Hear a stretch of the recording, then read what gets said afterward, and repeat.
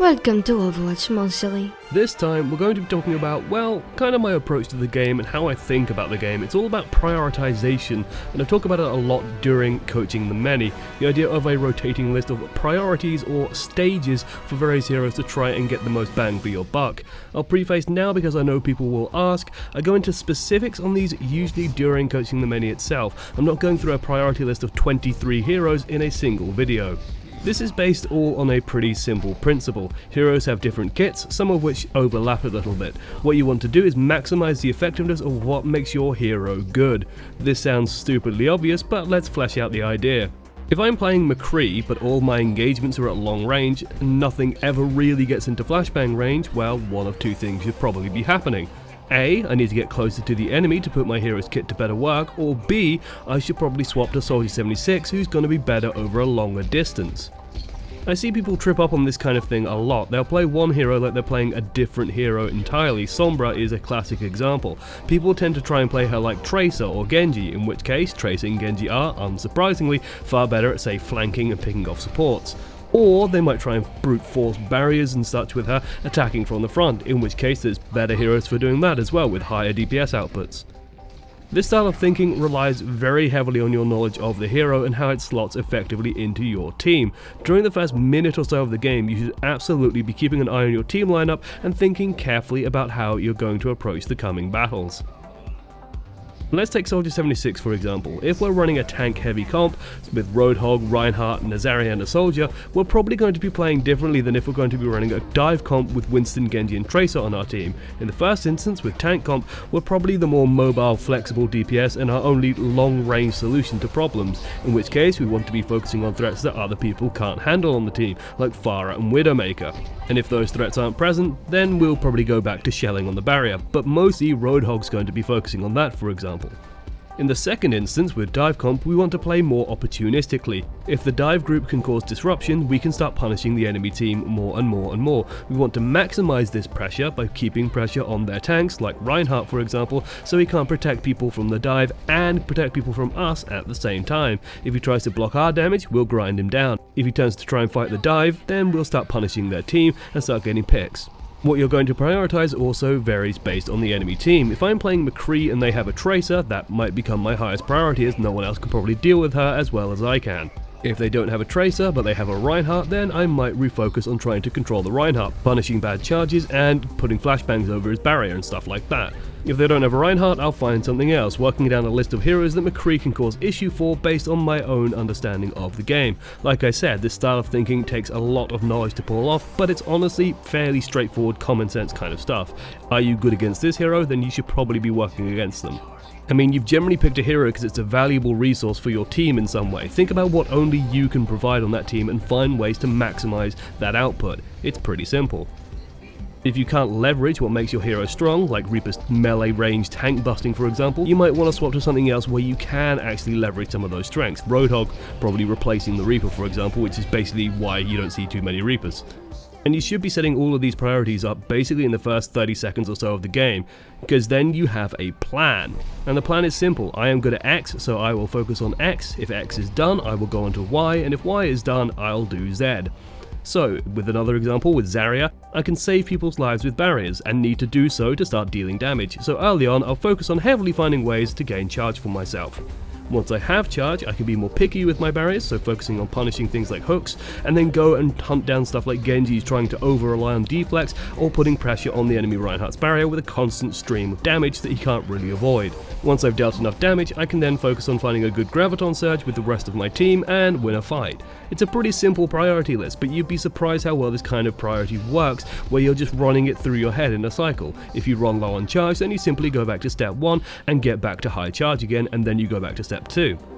Once you have your ultimate ready, your priority shifts again, trying to set up for a good team-wiping team fight basically. This is true for a lot of heroes by the way. Ultimates being ready should usually push you towards an altered playstyle, Mercy being the super dramatic example of this. More subtle changes could be calling for more focus on an enemy Reinhardt's barrier to open up a player and Earthshadow of your own, or repositioning to find a better angle for example for a Deadeye, where you might not necessarily be able to land your flashbangs anymore, but it's better for your ultimate. When considering your priorities, one of the things I always encourage people to think about is the Reinhardt battle. One of the most frustrating things in the world is to see a Soldier 76 or a Roadhog not pressuring an enemy enemy Reinhardt and instead thinking his job is purely to run around and hunt down enemy flankers super aggressively. If you're a major source of consistent damage on your team, you probably want to be constantly punishing the enemy Reinhardt for overuse of his barrier. If you aren't considering the Reinhardt battle, you can very easily end up in teams where your Reinhardt barrier is constantly breaking and then everything usually falls apart after that happens. Either you're running a team that ignores the barrier, like a dive comp for example, you shouldn't care too much about a Reinhardt aside from when he has Earthshatter ready, or your team is fucking up somewhere in the comp overall and someone isn't really doing their job.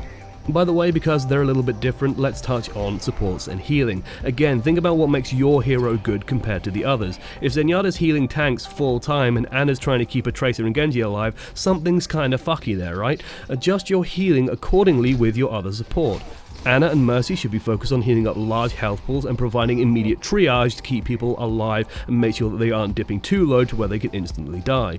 Lucio and Zenyatta should be constantly topping targets off and providing consistent, reliable healing to mobile targets. Ana trying to sweat over healing her Genji while our tanks are getting ruined is a one-way street to the entire team wondering where the fuck is all the healing. Let the jumping die and focus on your strength, heal those tanks. And this is kind of the final point I want to focus on. When you can tell that things aren't working or when your priorities are wrong. Ever felt in a game that you're trying to do a million things at once? Like you're spinning way more plates than you can reasonably handle and it's all wobbling and oh god that one fell over now they're all breaking, oh god why did you use the good China for this, that was a terrible idea, now you've lost the game and you're in bronze, oh shit. Well, that's a sign that your priorities are probably fucked up. One person is trying to focus on doing the wrong things and so other people are trying to shore up that weakness. It doesn't work and never will work assuming that player skill isn't on some wacky curve in the match itself. If a soldier you're trying to keep the Tracer pin back but you're also trying to keep pace on the Reinhardt barrier but you're also trying to stop the Pharah getting away with fucking murder, then you'll just do none of these things and you'll lose the game. Refocus. Okay, you can handle the Pharah because no one else kind of can do it. Tell Roadhog to go and focus on the Reinhardt instead. Roadhog makes sure that you're focusing on that barrier. Tell Symmetra to keep her eye out for the Tracer so then she can just keep Tracer on the back foot and make it difficult for her to do things. Suddenly there's a plan, suddenly there's some priority, and suddenly you just have to keep track of the Pharah and occasionally maybe nip at the Tracer and the Reinhardt when there's an opportunity to do so. Before we do finish up the video as well, I do want to say that priorities are just that, priorities, not rules, not hard and fast laws that you have to obey. They should be flexible and they depend on the situation.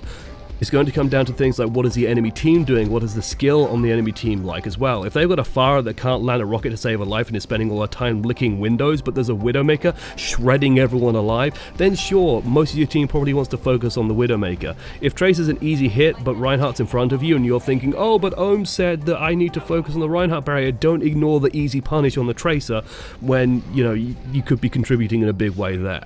At the end of the day, part of it is also going to be up to you, finding what you're good at and making that work. For example, as an Ana main, I have a knack for landing some pretty tasty sleep darts, so I'm generally a little bit more aggressive at finding sleep darts than most other Anas I play against. I actively try and find ways around the enemy Reinhardt barrier to fish out a dart on the backline and to force openings for my team.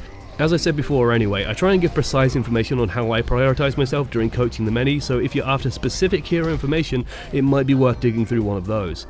I'll probably release some fast, easy to digest rules of thumb for each hero, however, over the coming weeks during my off days. Otherwise, thanks for watching to the end. I have been Josh, as one voice amongst many, and this has been a look into priorities and mini objective-based thinking.